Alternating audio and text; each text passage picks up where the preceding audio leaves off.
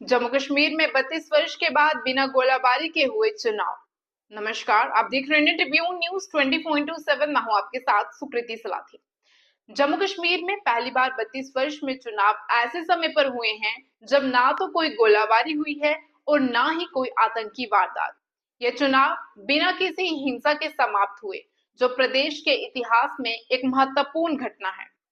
चुनाव आयोग ने इस बात का दावा किया है कि पूरे विधानसभा चुनाव के दौरान कोई भी आतंकी घटना नहीं हुई। रक्षा विशेषज्ञों का मानना है कि इस सफलता के पीछे दो मुख्य कारण हैं। एक, चुनाव प्रक्रिया को रणनीतिक तरीके से संचालित किया गया और दूसरा, जो लोग चुनाव में खलल डालते थे उन्होंने खुद चुनाव में भाग लिया।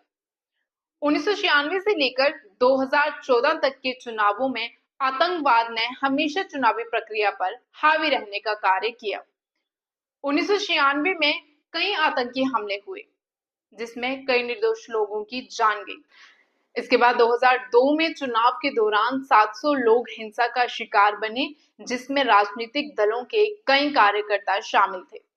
इस बार चुनावी प्रक्रिया को प्रभावित करने वाले अलगाववादी खुद चुनाव में शामिल हुए। हुर्रियत और जमाते इस्लामी जैसे समूहों के पूर्व सदस्यों ने चुनाव लड़ा, जिससे चुनाव में कोई गंभीर हिंसा नहीं हुई।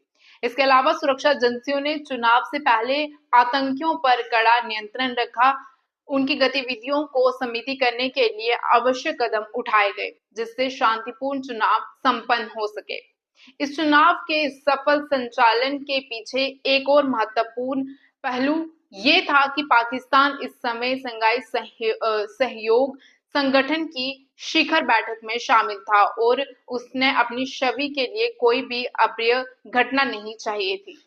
ये चुनाव जम्मू कश्मीर की राजनीति के लिए एक नई शुरुआत की ओर इशारा करता है, जो कि पिछले 3 दशकों में एक बड़ी उपलब्धि मानी जा सकती है। Bureau report, Indian Tribune news 20.7।